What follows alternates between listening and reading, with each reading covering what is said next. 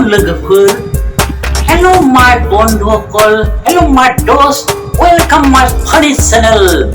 फैलाव बसुमतारी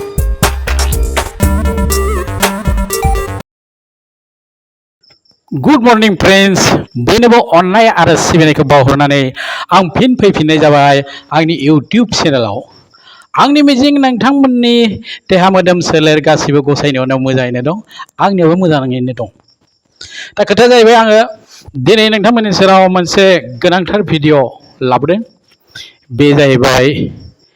जोंनि इउटिउबार्सफोरनि बाहायथि एबा आब्रुथि खुगानि राव बेफोरनि सोमोन्दै आं नोंथांमोननिफ्रायबो सोलोंगोन आंनिफ्रायबो नोंथांमोना सोलों नोंथांमोना बेखौ दासान जे आङो नोंथांमोनखौ माबाफोर गाज्रि बुंनो नागिरदों बिब्दि नङा नोंथांमोननि अननायावनो नबजित नार्जारिया दिनै DID लिटिल मास्टार बे बादायलायनायाव देरहाबोदों बेखौ बयबो मिथिगौ एबारनि बे बादायलायनायाव माने जोंनि इउटिउबार्सफोरा बांसिन गोख्रों बाहागो लादों आरोखि बे थांबाय आं बेखौ गाबोन होनाय जागोन दिनै आं खालि जोंनि खुगानि रावफोरा बोरै जाब्ला जों साबसिन जायो बेखौसो सावरायनो नागिरदों आरोखि हमना ला सासे लिडार जानोब्ला गोबां सम आन्दलन खालामनांगौ लेखा गोरों जानांगौ खोथा बुंनो रोंनाय जानांगौ ओरैहाय बायदिसिना माने बेफोरखौ लासै लासै लासै लासै सोलोंनानैसो सासे मानसिया दैदेनगिरि जायो ओंखायनो जोङो दैदेनगिरि मोननो जोबोद गोब्राब जायो हमनानै ला नोंथाङा सासे बिग्रायारि बेसेबा बोसोर नोंथाङा हाग्रायाव थाहैबाय हाग्रानिफ्राय फैबाय फैनानै सासे लिडार जाबाय बिथाङाथ' बेसेबां खस्थ' खालामदों हारिनि थाखाय ओंखायनो जोङो बिथांमोनखौ हायोब्ला थाब्र' थुब्र' रायनाया गाहाम नङा आरोखि ओंखायनो बे खुगानि राव होननानै बुंदों आङो बे थांबाय आरो जुदि नोंथाङा माबाफोर बुंथारनो गोसो दंब्ला बिथांनि खाथियाव थांनानै अजद खालामहैबा साबसिन जायो आंनि साननाय आरोखि बे जेनेबा फेस टु फेस रायलायबाय सानैजों दे सार नैबेखौ ओरैबासो मोजां जागौमोन नैबेखौ मावोब्ला मोजां जागौमोन नोंथाङा बेखौ मानो मावखो आंनो फोरमायलाय नोंनो फोरमायनाय लोगो लोगो रायजोफ्रा मोनथिसिगोन नङा होमब्ला ओंखायनो हायोब्ला जायखौ नोंथाङा जोबोद गाज्रि मोनदों बेनि खाथियाव थांनानै सेराव गावनि सेरावनो जिरायनानै खोथाखौ बुंब्ला साबसिन जायो दा नोंथाङा बहाबा न' सिंनिफ्राय बुंगोन बहानि मा आरो मा बुंनो सानदों बेखौ फिननाय हरनोबो बिथाङा हाला मानोना बिथाङाथ' सासे लिडारानो जाहैबाय जेला नोंथांनि कन्टेन्टखौबो नायबाय थानो सम गैया ओंखायनो हायोब्ला नोंथाङा बुंथारनो गोनां खोथाखौ बिथांनि खाथियाव थांना बुंहैबा साबसिन जायो बे थांबाय दा जों आइजोफोरनिथ' बेलायदो दा हमना ला नोंथाङाबो न'खराव बिनानाव दं बिब' दं बिबाजै दं बिमा दं बिमानै दं आबै दं नङा होमब्ला ओंखायनो जोङो जेसेबां हायो खुगानि रावखौ हमथा हमथा बुंनाया गाहाम माने आब्रुथिखौ लाखिनाया गाहाम आरोखि बे आंनि खावलायनायसो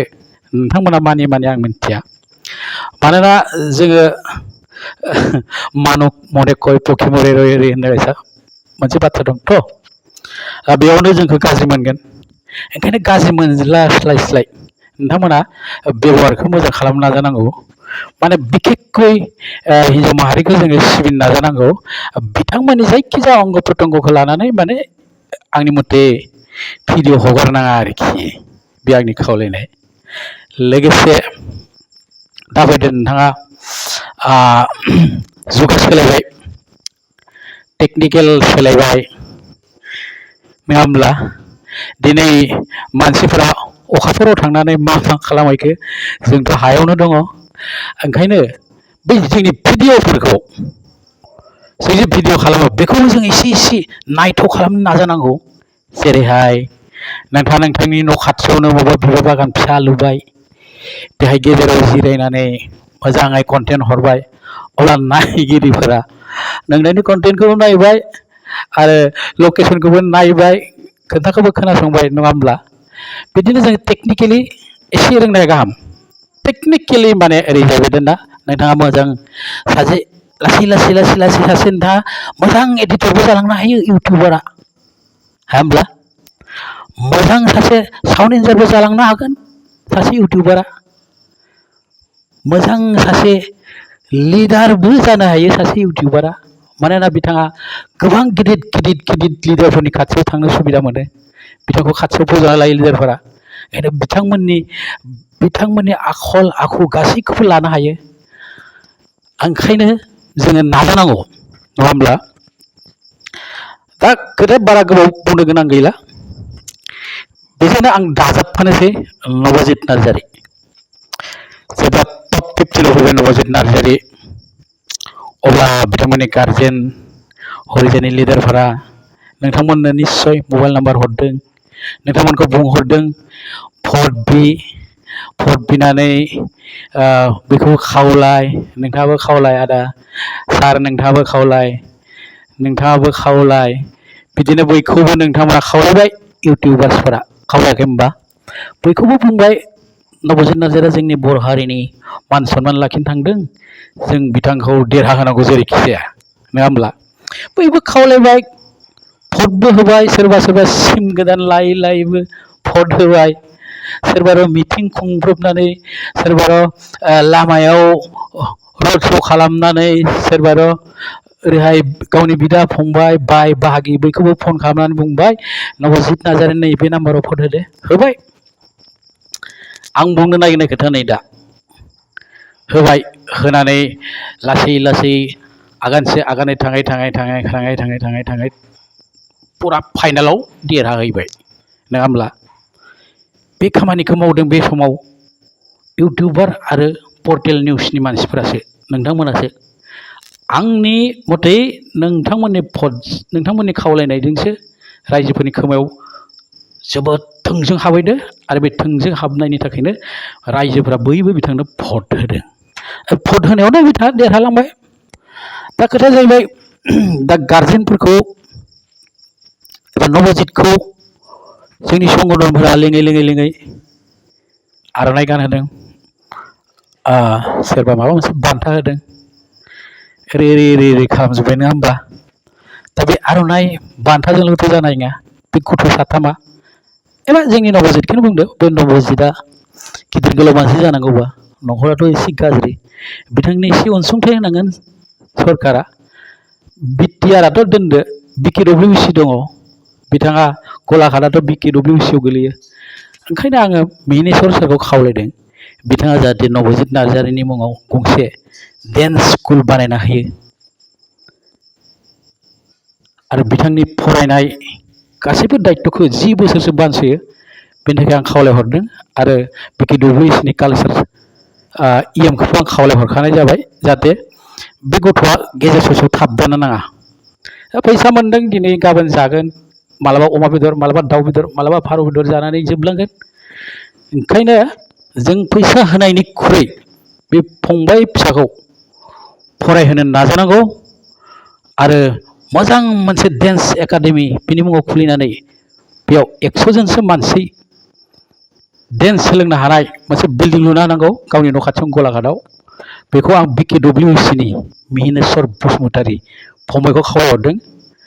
मानोना नोंथाङाबो सासे कालचारनि मानसि हिसाबै दा लास्टआव आं मोनसे खावलायबाय गार्जेनफोरखौ एबार नोंथांमोना बै इउटिउबारफोरखौथ' दा खबर लादोंना लायाखै आं मिन्थिया देरखांनायनि उनाव सोर माबोरै दं जाहाराव खेबसे फैदो ओरैफोर लिंहरलाबायदोंना बायाखै आं बेखौ मिन्थिया खबर लादोंना लायाखै बेखौबो मिन्थिया खालि जोङो नुबाय दं नोंथांमोना स्टेजआव आर'नाइ गाननाय माबा गाननाय आंनिसिमथ' दाबो फन फैथ'वाखै खेबसे मिस कल फैबाय जायखिजाया बेखौ जोङो गिदिर साना खबर लानाय लायैया गिदिर खोथा नङा थेवब्लाबो आङो साबायखर होनो नागिरदों जोंनि बर' इउटिउबार्स आरो पर्टेल निउसफोरखौ बे खालि नबजित नार्जारि देरहानाया खालि नोंथांमोननि थाखायनो जाफुंसारदों बिदिब्ला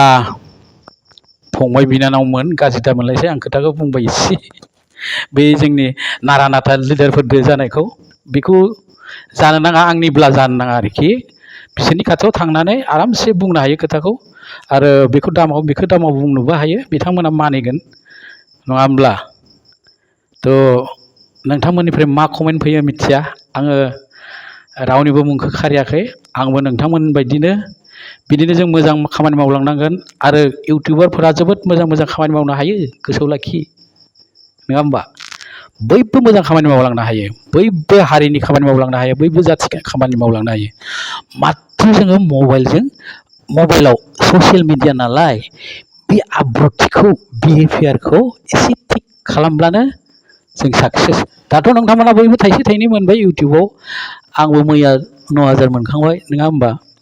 बिदिनो लासै मोनबाय थागोन मोजां खामानि मावलांबाय था थांनानै थाबाय था दे बिदिब्ला जों दिनैनि बे सावरायनायखौ दोनथ'नोसै फंबायमोन नै गाज्रि मोनना सोरबा गाज्रि मोनोबा डाइरेक्ट आंखौ फन खालाम आङो रिसिभ खालामगोन जै बर' इउटिउबार्सनि जै बर' हारिनि जै बर' हारिमुनि गोजोन्थों।